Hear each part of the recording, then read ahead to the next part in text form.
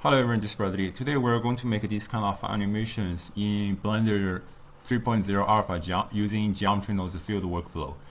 And in this tutorial, I'm going to use the group nodes or presets that I made for myself. You can download them for free from the link in the description. And here, before I actually start with the tutorial, I want to remind you, so if you're going to append these files, then you just select the project file that you downloaded. So you open that, and within the node tree, you can append all these kind of group nodes. By hitting A, you can select all these group nodes, but I'm not going to use the example file. I only need these kind of group nodes. A very important thing I want to remind you is to enable this fake user if you're appending the file. Otherwise, once you create your project file, these group nodes, if they're not being used, they will just be gone from your file. In such a kind of case, it's very painful that you do not know which nodes you have, which nodes you do not have in your current file. So you have to append them ever again. And it might even break the node tree or causing whatever other issues. So enable this fake user and then hit append. I already have them in my startup file, so I'm not going to append. So I'm just going to hit cancel for now. So first thing we're going to do is just to create all these kind of lines objects. So we can go to geometry nodes editors, and you can create whatever object and then just add a geometry nodes modifier. Once you have the modifier, I guess I'm not going to use this original geometry. I'm just going to use the points instancing on points. Okay. So the points I'm going to generate is the mesh line. We need first a mesh line, and the search later is a curve line. Okay, because we're going to instance the curve, I will discuss why we instance the curve. So the mesh line, I'm going to offset on probably on the y-axis. Okay, and then for the curve line, we're going to start at -1 and at 1, and then instance that. For the moment, we do not really, we actually already observed this line here, all these kind of lines. We can actually increase the distance. So I'm going to use a preset which I call negative, and then I'm going to combine vector, put the negative from original to this place. So this preset is not anything very special, but it just sometimes to make things a little bit easier. So now we have this curve line. The reason I'm using this curve line instead of the mesh line again is because I want to bevel this curve line. So let's make a node which is called curve to mesh. And then we need a profile curve. Basically what I will do is to take a circle curve, a curve circle. And if we directly plug this curve in, you can see how the bevel curve is affecting our original curve. Here, I'm going to turn the resolution down to 4 so that it becomes kind of square-like. At some point, you may think it will be better if we use the transform node to rotate this 45 degree. But there's the easier method that you can use these points. Then automatically it's rotated for 45 degree. I still need this transform node, however, because I need to actually be able to change the scale so that it looks kind of nicer. Note that the z-axis does not really matter whether it's very large or nothing. Because if you look at these circles, this is really just a circle on a 2D plane. So this is how it looks like. Okay, so once we have this, we can actually establish kind of relationship between these offsets and the scale, so that even if we increase the offset at some point, this scale will change with our offset. So here I want you to understand a conversion between the offset and the scale. In this case, we already find out when the offset is 1, the scale is about 0.7. So we can establish this kind of relationship and play around what we are having. So let's take a combine XYZ, and we can use a value. So when we plug these values 1 to the XYZ, nothing changes, which is okay. Next step is we're going to combine XYZ again and use a math node. So we know the factor is 0.7. So we put this value to 0.7. Set the type into multiply. Once we multiply that, we're going to plug these two x's to the x. And for y, we're just knowing that it's 0.2 or 0.4, whatever, because it does not really matter. So you can increase the y, which is okay. But the more importantly, if you change this value,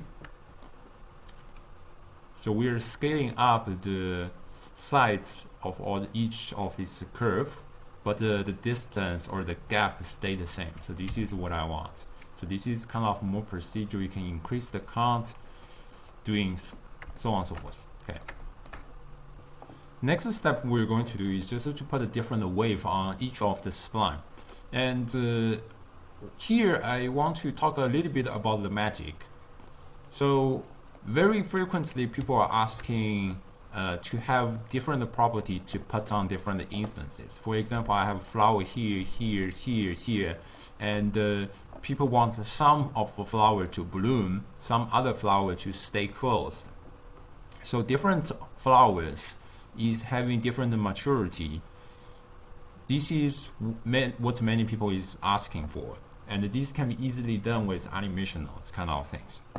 However, currently geometry nodes cannot do this function, but it seems like we are trying to achieve this function within this particular setup because we have different curve and I want them to wave differently. Okay, so this I want to mention that this is kind of the illusion. We seem to achieve a effect that different instances have a different parameter, but in reality we're kind of cheating. Okay, so just to know.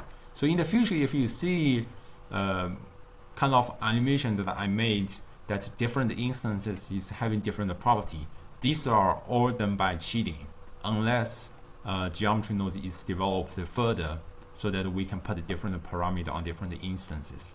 So before we do next step, I also would like to take a spreadsheet so that to look at what we are actually creating. So the spreadsheet is usually to view all this kind of information, and we can see in the mesh tab there is an empty, even if we already set the curve to mesh. So here what I want to describe is another update with the 3.0 alpha.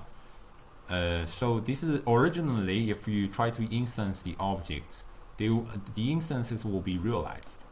What does it mean by realized? So if we look at the instances, so it will tell we have about 12 objects, 12 instances being generated. So this is the 12 lines we have. And basically if I were to explain anything, so these 12 lines are kind of a mirage. So you can see them, but you cannot touch them or manipulate them. So if you try to manipulate them, all this kind of object will be, a single object will just be, how should I say, manipulated as a whole. So you cannot reach the individual vertices within inside these instances because this is a mirage. Okay. The reason to have this change is so that the computer can needs to only process the instance for once, not twice, not 3 times, so that it saves the processing time. But if we would like to manipulate each individual vertices, as we are going to put a wave on the top of each stuff, we need to use a node which is called realized instances. So be aware about these differences. So here I'm going to put these realized instances before we put a curve to mesh. So, and then immediately we no longer have any instances, everything goes to the vertices. So we can manipulate all kinds of vertices after we realize the instances. I will elaborate further shortly after. Next thing I would like to just remind you, this curve line, we did not really discuss how many points we have within this curve line. In this case, it seems we only have a start and end, so probably 2 points, like only the starting points and the end points. I would like to subdivide this curve line, so we're going to take a resample curve to add more points. So the more points you add, the more rows you have. Okay, So now you can divide 30 points or other points. This is completely procedural, you can decide by yourself. Okay. So next step is just to put a wave on the spline in general. So here I'm going to use a set position node. Basically what it does is just to set how this kind of each individual vertices is being manipulated. Okay. So by default it has a position node connected to that. Otherwise, if you do not anytime use this kind of position nodes in the manipulation, for example, you take a combined XYZ, then all this kind of spline will be crushed to a single point, which is 0, 0, 0. So you can see a tiny whatever points being shown here. Okay. And once you bevel this curve using this curve to mesh, you can see we only have this tiny planar whatever stuff. So this is not a correct way to do it. So all the times if you're doing all this kind of math function, you need a position node connected to something. Okay. So here we just do a very simple math. Oh, by the way, yeah, we will continue with this position node. So we separate XYZ. Because this is a wave, so we basically put some distortion on the z-axis based on the x-axis. So I have a preset which is called the sine function. So you just put the x values into the value, it will output a good function of sine. Because we're going to wave on z-axis, so we put this sine to z, and the rest is connected to the same places. Okay, then we put this vector back in the position. So now you can see there's a wave going on, and by hitting these offsets, you're waving them. Okay, so this is how it looks like. We can also change the amplitude, so the amount of wave. You can also increase the resolution of the wave by just manipulating or adding more resample curve so that it looks smoother or instead of jaggy. So in this case, we already see these effects with this set position.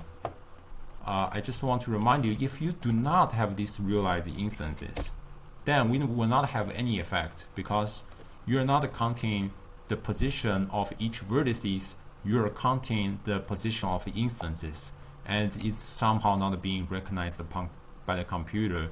Oh no, actually because the position of each instance is actually set in the middle, so there is no sine function unless you are connecting to y. So then you have this kind of wave, but it has nothing to do with each vertices. So that's why I'm calling this mirage. So the position that's being read is different if you do not realize them. Okay. So here I'm just going to put the x back to place. Okay. So now we have this wave, but how can we actually make different spline to wave differently? So here the cheating method that we're going to do is to distinguish every vertices. I'm not saying spline because we no longer have splines. Whatever we have here is a single object. So the geometry nodes currently do not really distinguish each spline by their own. Once we realize them, there is no instances. Everything has been merged together and being counted together. Okay. So to distinguish every splines, the cheating method is we're going to distinguish them based on their y-axis value. So here what we're going to do is basically to break up this y value and make it function as a seed. So take your random values, put the y into the seeds, and put the values into the frequencies, doing the same with the phase, doing the same with the amplitudes. And here we immediately encounter an issue that this entire whole spline is being completely bad. Okay. So why is this happening? The reason is because this ID is automatically connected to index. Just like this position is automatically connected to positions if you do not input anything. So these are kind of default input, and this index is mentioning that each vertex has a different index. So this vertex is index 1, this vertex is index 2, this vertex is index 3, this vertex is index 5, so on and so forth. We do not want to distinguish each index in this case. So here what I'm going to do is to use an attribute capture, because the index is the same for across the whole spline when it's instances before the realization. So we can actually see how the geometry has becomes with the viewer and without the viewer. So if we take the viewer, so we have 12 instances, but after realizing, then we have all these kind of vertices. Okay, why there's not showing the vertices? I don't know. Point clouds, spline, yes. So this is the, so we have 408 points after this case. Okay, so this is the index amount has been changed before and after the realization. So this is what I want to mention. So here in this case, if we capture the index within the values, then this index will be duplicated the same for each spline. So here just put that into ID, then each spline is sharing the same values. Okay, so once we have these, we can just manipulate all these kind of values. For example, we can make the phase really different. Frequency from 0.5 to maybe 2, maybe 1. Okay, 0.2. And the amplitude, we can make that very different. Make it 2. And knowing that this setup is completely procedural, we can even increase the amount of negative and increase the points so that everything has been smoother. Okay, so these are just the parameters that you can play around. One more thing I want to add is the reason to have phase is always because we want to move this sine wave to make it a wave, and you only have a single wave, it makes kind of a little bit boring. So we can also put a randomness, the same randomness put on Y, index put on ID, to make a kind of different different rate, for example. So here I'm going to put another multiply. I'm going to take this 0.98 and a 1, plug that to the values.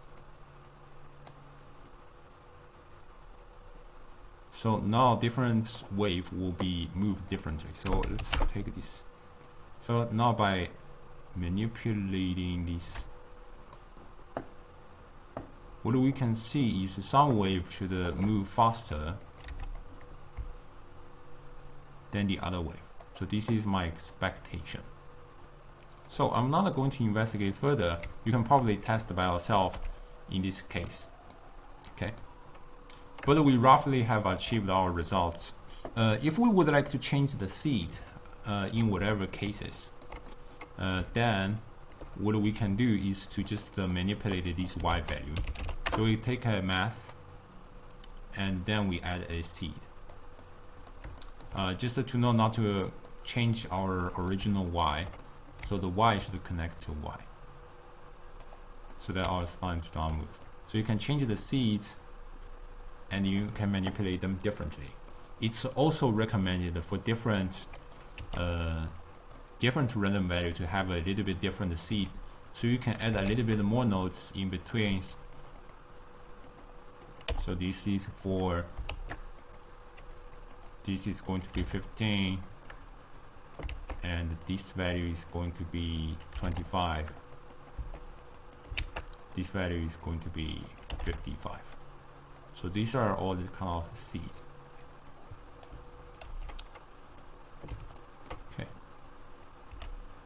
So there are lots of changes you can actually make upon them. There's also some additional option that I added. For example, if you do not like a sine wave, you would like to have a linear wave, you can just use the linear. Okay. Okay. So one more additional thing I would like to do is just to make it a little bit more interesting. I want some of the place they have movement, some of the place they do not have movement. So I want to leave this area to be clean, this area to be clean too. Okay, so here we just need to really mask the area in the middle or the area besides, and it's obviously easier to just mask the area in the middle instead of two areas.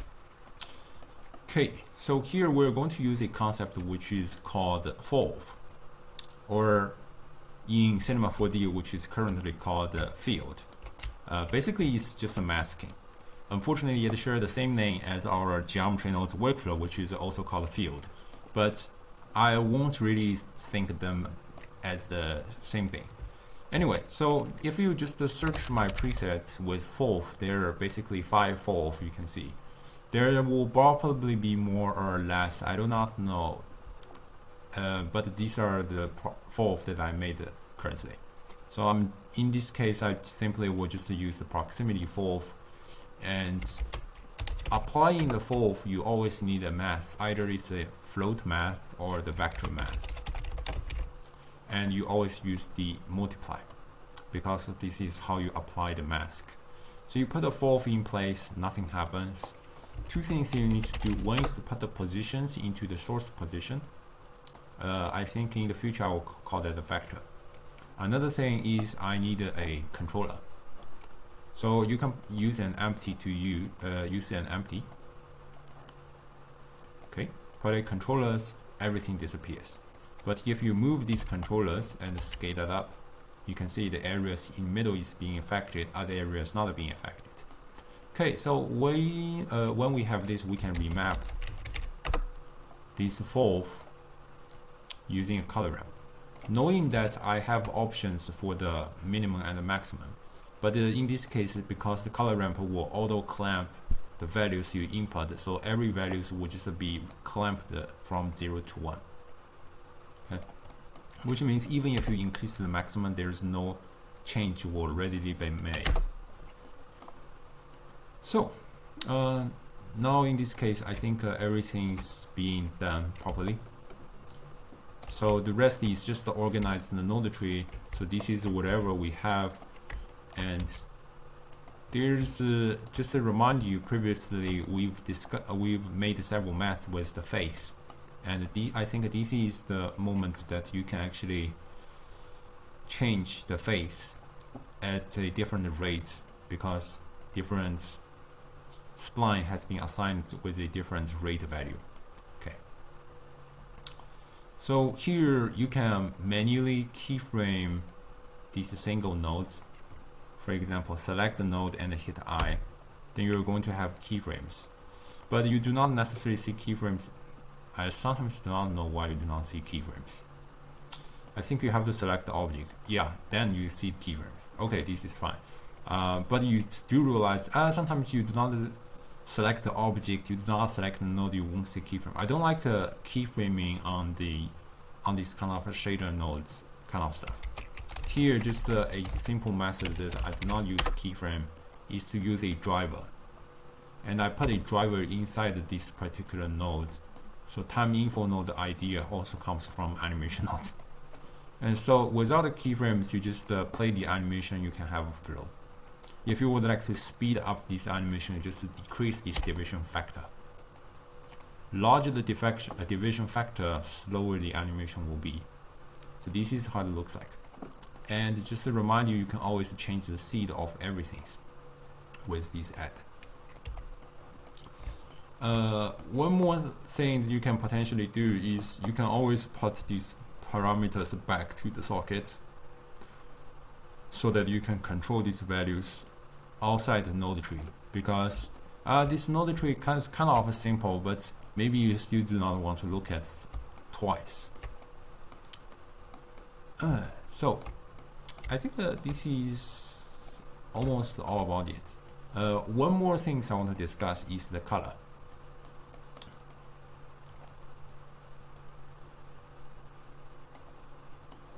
So how do we actually change the color differently for this spline, which is actually finally being turned to mesh? So how can we output the vertex color sort of things, or output our attribute? So what we need to do in the current workflow is you put whatever values that you want to output to attribute to the group output, and you can name whatever attribute you want. So in this case, I'm just name that as a color. So within the shader, it only works. So let's add a shader, and the attribute node only works in cycle. So we need to enable cycle. Just also to know that 3.0 alpha has integrated cycle X inside. So its previewing is actually very fast and very smooth. You can also denoise the viewports, which is extremely, actually horribly nice kind of stuff. Okay, before we put the attribute, there is an issue that you need to realize. So we actually added the materials on this object, and we can see the materials in the material tab. But even if we just turn off the emission, there is nothing. Simply because there is some, I do not know if I should call this a bug or other things, but the material is not being put on the mesh in this case. So here what we need to do is material assign and use the material. Okay, so now next thing is just to use our attributes. And previously we named as color. So color. Put the color into emission. Then we can see some areas is whitish, other place is emitting white light, other places not. So we can also change the color, or in this case you can use a mixed RGB, put that into factor, and mix two colors into completely two different things as you wish. Putting light on the top, whether it's a sunlight or area lights, taking that to a whatever number that you like. Dealing with materials, shaders, other things. So basically this is kind of it. So yes, so I hope you enjoy this tutorial. I probably and this does not work in the eevee, just to know. So I hope you enjoyed this tutorial. I'll probably see you next time. Bye bye.